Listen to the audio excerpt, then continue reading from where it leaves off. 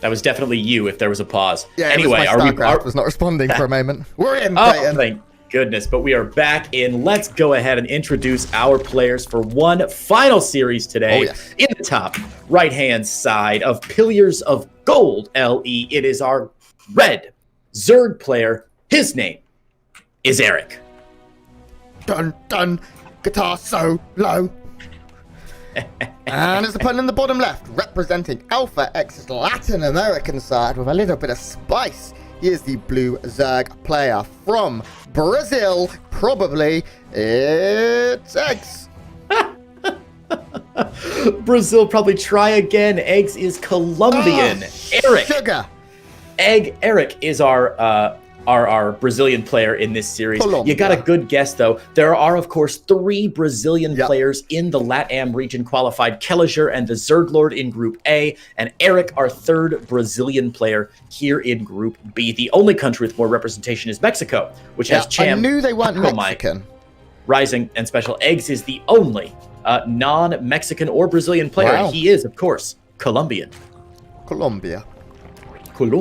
You got it. I'm not sure if you were listening when I casted Latin America earlier, but I was saying I always, in my head, there's an old Saturday Night Live sketch where they talk about Colombian decarbonated coffee crystals. Yes, and I know the sketch, and I have the same. I cannot say Columbus when you've got the exact same thing in similar numbers. It's huge. That extra carapace upgrade is going to pay off in dividends. And Erik should be clicking. He should be looking. It looks like he has. He doesn't want to be taking any of these bios. Does manage to dodge the first one. That's a fight now coming in outside the third of eGGz. Yeah, another thing we can't be overstated is in the previous CVZ what we had, which was Roach Speed, of course, finished up for Erik as well, allowing him to get slightly better positioning in this map. It looks like his Roaches are going to get pushed back, though. eGGz has the defender's advantage, so Erik needs something more than just a +1 upgrade and speed advantage to push into that third base. It's just too easy for Zerg players to reinforce with round after round of Roaches. A couple Dropper Lords are, in fact, on the way for Erik, though, at the 9 o'clock, and it looks like he's going to drop into the main and try and put some pressure on the third at the same time. Yeah, I really like this. Because he has that upgrade advantage, he can afford to take a slightly less efficient fight down here at the third with lower numbers. Not this inefficient, though. He is doing a good job of baiting eGGz out of the base. eGGz right now has nothing at home. Oh, he does? Oh, he does? But is it enough? Just no, the queen. it's not going to be enough here as 8 Roaches pop out. Oh, I don't know, Creighton. It looks like there could be a lot of damage here for eGGz now, whereas Erik just sitting at 1-1, and Erik has actually stopped upgrades. I'm very surprised to see him not go further and continue to build his advantage there. Gonna get a couple of drones down here at the 6 o'clock-ish base. But so far, eGGz has been doing a very, very good job of defending. 5 meters on the way. It's an okay number, but it's really not where you want to be. The good thing for Erik right now is he's not being pressured as the meters are coming. And the second good thing, I don't know if you want to check eGGz's vision really quickly here, but I'm not 100% certain that eGGz has seen this Spire yet, Grant. He's got an Overlord right near that main base. Has he spotted it? No. He is not. So eGGz actually might be caught a little bit more by surprise than he might expect, especially if you've got that Overlord. I feel like when you look at your mini-map, you're like, oh, I got an Overlord there. I know what I'm up against. Doesn't see that, though. It's not a lot of mutas, but it's just enough. And eGGz is going to be caught by surprise here. Hydralisk Den goes down. He should have plenty of time to crank out Hydras, but this is a nice little miniature win for Erik as he commits to a couple more Mutalisks. Going to have the upper hand just a little bit as this game progresses. Erik's going to be able to take down these Ravagers relatively well. Muta's better against Ravagers if they are not armored. Oh, a nice bio there, actually, from eGGz. And eGGz is taking a fight head-on. A lot of files on both sides. There is also a spine here. It looks like Erik is getting the better of this so far. Keeping an eye on the Roach numbers. He is down in Roaches, but he does have 4 Ravagers. Reinforcements coming in from both sides. But yeah, Erik taking a commanding victory there in that fight. Great. And Muta's just doing too much damage, I think.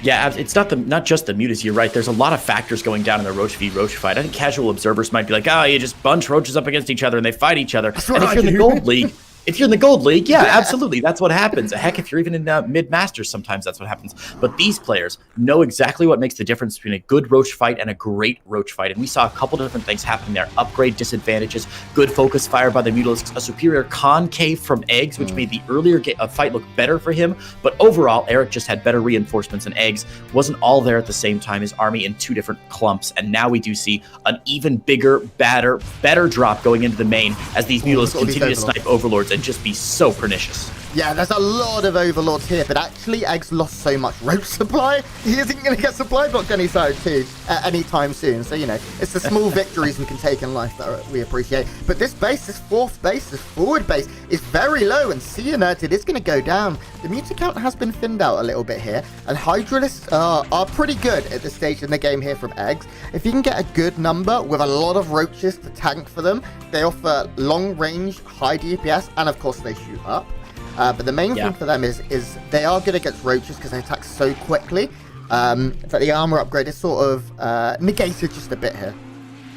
The real problem for eGGz right now, you're absolutely right, Hydralisks are great. The real problem for eGGz is, though, that he's a bit like a soldier on the battlefield who's been wounded by a gunshot in the heart. It really doesn't matter if you've got a nice like bandage for later in the game, if you got a good strategy. Right now, he can't afford to build Hydralisk. He's got to stay on this Roach Ravager. He needs as much bulk in the army as he can. If he stops and tries to transition immediately into Hydralisks, he's just going to get overrun on the ground by the sheer bulkiness of the Roach Ravager army of Erik. And of course, combined with these Mutalisks, Erik's just in such a strong position right now, economically, army supply, tech-wise, and even upgrade advantage. It's looking worse and worse for eGGz here, Grant. Yeah, Erik making maybe a small mistake fighting with Mutas into the Hydras. Did lose quite a few Mutas there, but ultimately he is still up in supply here. He's now going to ram his Roach head right into the Roach head here of eGGz. There is just so many Roaches here. No Bio's able to connect. A lot of Roaches coming down to reinforce here from eGGz. I think eGGz can stabilize and push him back, but look at the supply.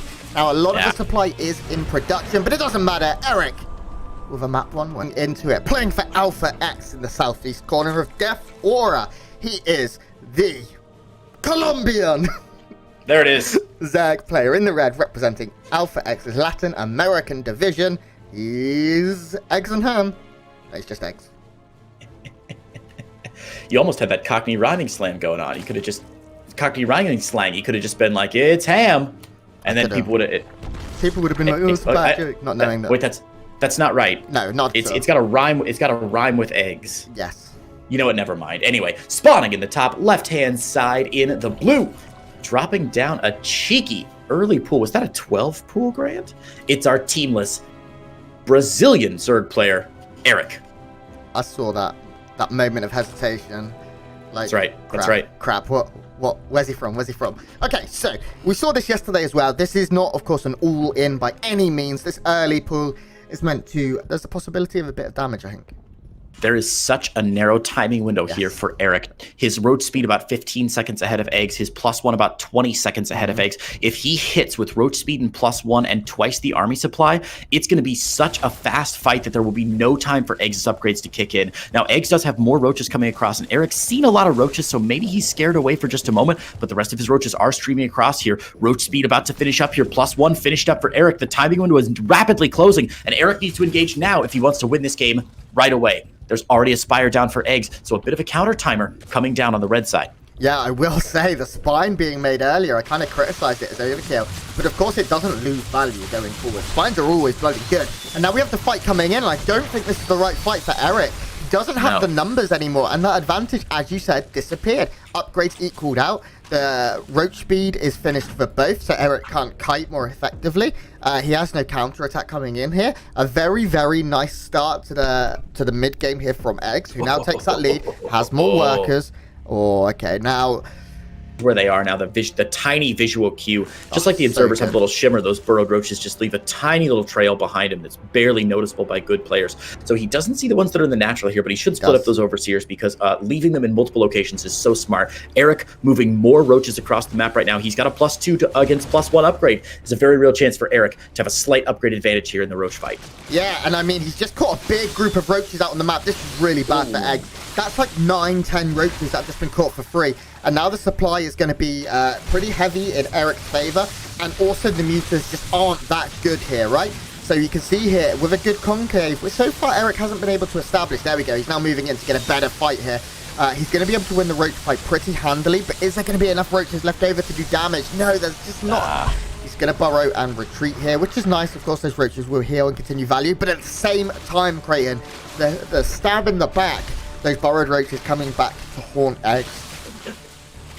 Yeah, 10 drones and the Spire. That's not bad. Now, he's going to throw away a lot of army value for that, guys. Don't get me wrong. He will pay the price here. If he gets the third, though, this might be even the continued multiple prong pressure here from Erik is going to be is really surprising, Grant. I did not think he had it in him here. No, this is perfect. Killing that third is absolutely... I wasn't massively confident that it was a valuable push and a valuable fight for a while. This isn't great. Yeah. Uh-oh. Fellas, they can see you.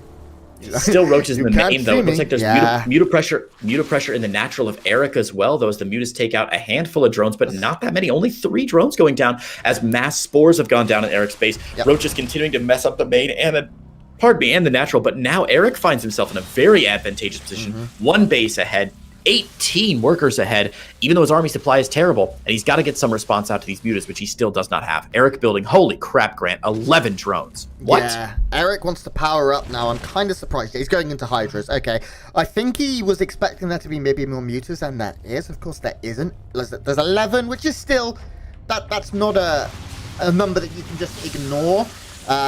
You do have to be able to deal with these mutas at some point. If it was like 6, 7, then maybe we'd be looking at something a little different, but that's not going to be the case here. Erik is going to move up into Hydras. He's banked a lot of gas, a huge amount of gas, but right now his army supply is pittance, and we have a fairly large push here coming from eGGz, who's now equal on upgrades. Yeah, look, all of those little hit-and-run guerrilla tactic moves were really, really cute from Erik. He did get some good initial small wins, but as you said, his army supply just absolutely nothing. He's overestimated his hand here. He thinks he did much more damage than he actually did. And this is actually great for eGGz. While Erik's getting a bit of damage on the other side, at the end of the day, as much as I hate to admit it, you absolutely cannot win this game based on drones alone. You gotta have some army supply on the map, and even this small strike force from eGGz is gonna be way too much for Erik to handle.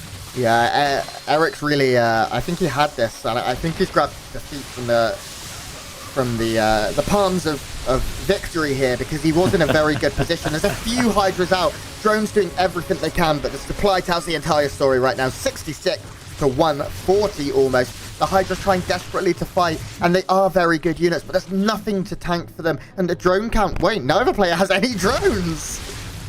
Yeah, this is weird. A very weird late game engagement, but again, it doesn't matter how many drones you lose here. The army supply is just too much to be ignored here. We're going to get a game 3 as the GG comes down. White in a yellow submarine, but he is a red player in submarine. It is our Colombian Zerg player from Team Alpha X. His name is eGGz. That was a good camera spin. Yeah. And his opponent in the bottom right, he is teamless. Representing Brazil, he is the blue Zerg player. It's Erik. You know what's freaking wild, Grant? No 12 pools.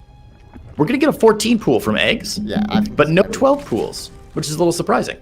We said yesterday that it was Jim Rising who does this really funky like 14 pool, then he does 14 hatch, then gas. I think Erik's done it.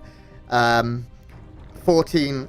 Oh my god! So you go 14 hatchery, then you take a gas geyser, cancel it, then you get your pool. So you end up at like 15 out of 14, but with your hatch. Yeah, he did that yesterday for us. Yeah. So seeing a bit of that. No gas yet here from Erik, who is playing gasless, which I here, and even it might be able to get a full surround. No, is able to get away here. But with the superior link count, with the link speed, he's going to have a much better engagement. And with banelings coming in the backside here, Erik's got to be very cautious that he doesn't lose a lot of key units. Yeah, he has roaches on the way, but it's still a very low number. And roaches in very low numbers aren't great against lings. You really need to have 8 or 9 before you feel comfortable. So many queens are going down right now. eGGz has been able to break down the front door here, and he's going to get some drones. Oh, a little bit of miscontrol from Erik as well. Hesitant on sending all of his roaches into his main means he does lose quite a bit. We have more lings streaming in. Where are the banelings right now? It looks like they've been dealt with. Roaches, of course, very good against banelings, but there are still... Okay, yeah, this isn't bad. Erik now has roaches, and he has a good number. He has some lings of his own, and the roach weren't only halfway done for eGGz. But if I'm Erik right now, of course, I see what he can't see. Go for the full wall, or just go, or you know, go for a wall, leave one roach in it, and go, because he could easily roll over his opponent right now with the amount of roaches he has. Interesting choices indeed. eGGz only making one baneling there, by the way, didn't get it into the natural. There's some pressure going down at the third of eGGz right now as these Lings move into the natural, and Erik is going to scout out everything in the main base of his opponent here.